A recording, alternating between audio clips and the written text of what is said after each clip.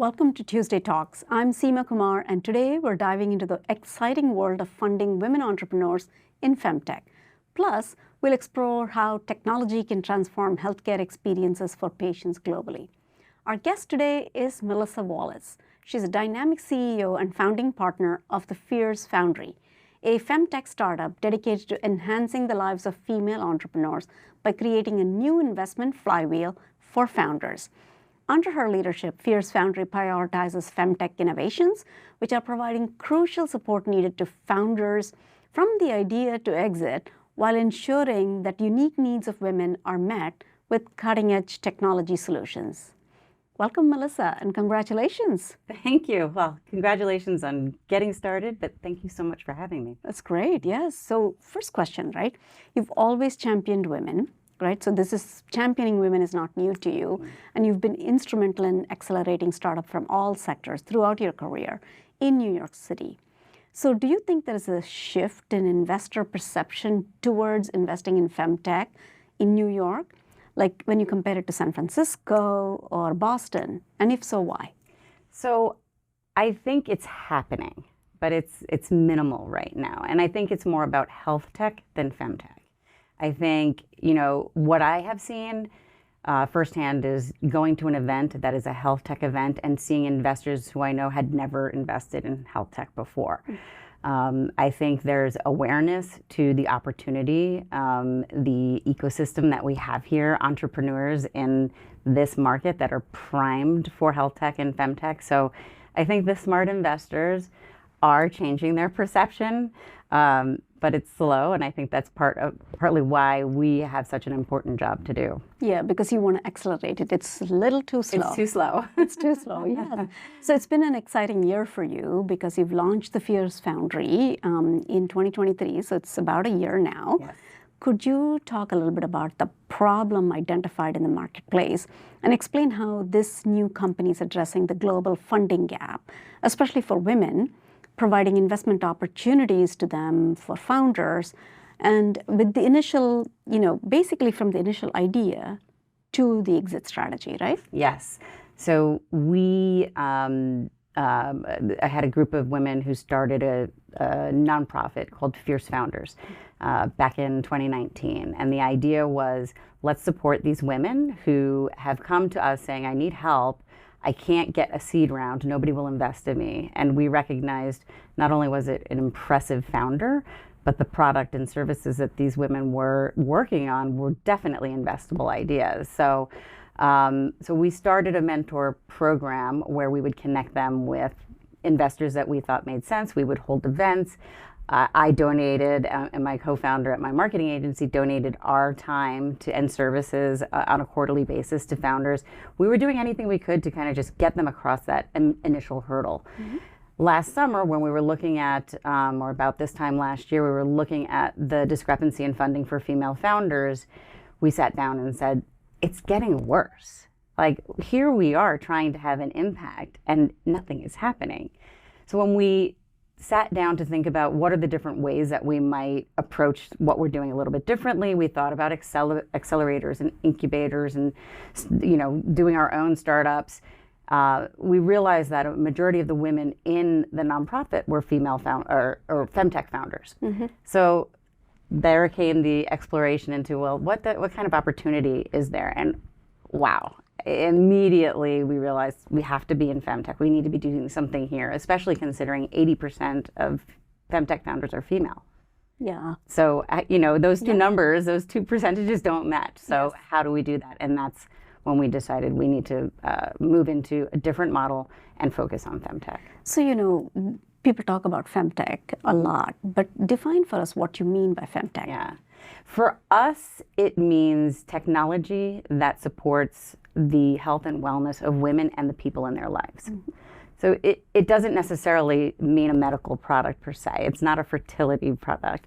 It could be an investment tool because women think about investing differently or maybe haven't been educated in the same way that men have in terms of what long-term investment looks like. So how do we create a product that allows them to do that in a way that works for them? And then, of course, that affects everyone around them. Yeah. And we'll have to come back and ask you about an example. But in your mind, FemTech has a potential to significantly improve women's health using technology to address various health issues and transform healthcare experiences, right? Making them more accessible, more personalized to women. And based on the companies that you're currently working with, what impact do you expect FemTech to have on women's health in the near future? So you say near future, I see small steps. Near future, I think, is probably more about awareness. When you think about the fact that the general population doesn't know that women weren't included in clinical studies until 1993, that is unbelievable, right? Just knowing that your data has not even been considered. So I think that's the first place, awareness, getting the data, and a lot of the companies that we're talking to are working from the data they have or creating companies that can collect the right data. So that, I think, is the near future. I think the most important thing, again, is that awareness element, and a lot of the founders that we're working with care a lot about, not only am I building this, but I'm going to tell everybody what it is and why. That's great. So let's get into your studio model, right? Which differs from the traditional venture capital approaches. So what is this thing that you call studio approach and 4-stage process? Tell us a little bit about how that works. Sure. Our 4-stage process is the basic studio model. It's different because we're focused in FemTech and working with female founders, but the traditional studio model is ideation and analysis in the first stage. So really assessing lots of ideas and determining if it's worth moving on to the next stage, which is beta or MVP development. So we build a prototype, we test it with customers, we do a product market fit. And if it passes that stage, then we move on to the third stage, which is actually building the full product and going to market. So putting the resources behind marketing, sales, seeing how we can scale this. At the same time, during that stage, and actually maybe between stage 2 and 3, we're looking at what it's going to take for exit. What are the things that are needed? And working with our experts on, that phase of the journey of the founder. Then comes exit. So ideally, we get to exit in less than 7 years. Our target is 5. The last stage is preparing the company and the founder for exit. In some cases, that founder might want to take that company and continue to scale, and we will work with them in that. But the idea and the goal is they get to exit so that they can go on and invest in more women. One of the companies that we're working on right now is an AI tool for dementia patients and their caretakers. So if a patient is in distress because they need to speak to a loved one or looking for someone that is important to them, there could be a proxy that's actually an AI of someone in their family that they can get on the phone with and talk to, even if that person isn't available. An amazing tool that kind of sets everybody down and gets everybody back in place. In addition to that, there'll be other features for pre-dementia patients and what happens post-dementia. Another product is a device for chronic UTIs. So I didn't realize this, but chronic UTIs is a big thing.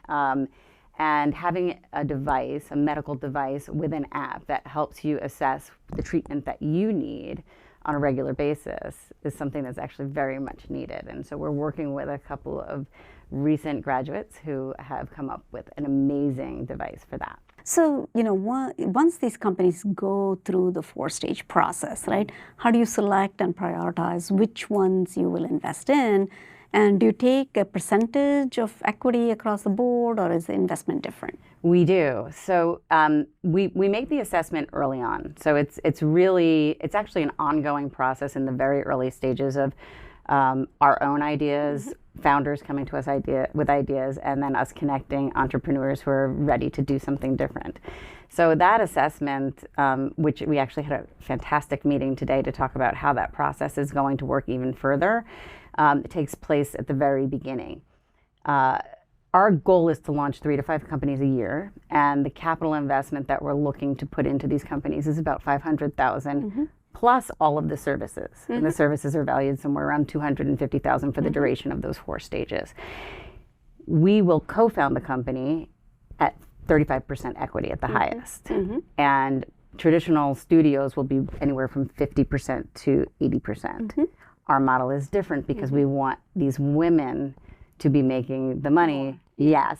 So, we want them to be heavily invested in every part of what we're doing. That's great. That's really a, wonderful thing for women. And you're hosting actually the first FemHack all-female weekend hackathon. Yes. Right? That's in 2 weeks here at in New York City Tech Week, right? Yes. What outcomes are you hoping to achieve? So we have 2 goals.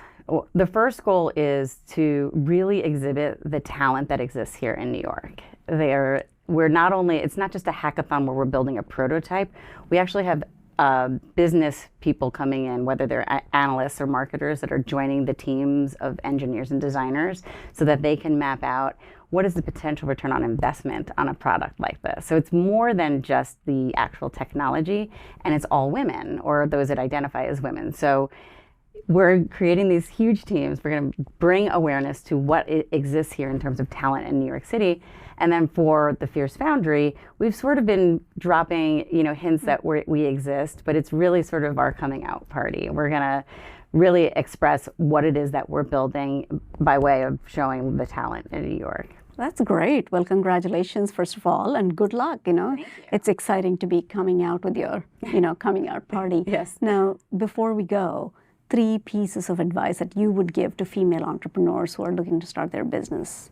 It's so funny because I had a post on LinkedIn this morning. I think the first thing is believe in yourself. Don't let the voice inside your head or anybody else around you or the experiences you've had in the past define who you are today and the things that you want to do. Without a doubt. That's me every morning reminding myself of that, and I think it's really important. I think don't wait. There's always a reason why now is not the right time. I think if you say, I'm just going to go for it, regardless of what that risk might be, you'll find that not only are you going to be happier doing it, but you're going to find a way. And third piece of advice, I think, do the research and find the right people to support you. There are so many people who will come in and say they're supporting you and they're just not right. And if it doesn't feel right, just move on. But do the right research, know what you need, and surround yourself with really great people. That's great. Well, thank you for that advice, and I'm sure that everybody's listening carefully. Thank you so much for joining us for Tuesday Talks, and thank you for coming to Cure. My pleasure. It's amazing here. Thank you. Thank you.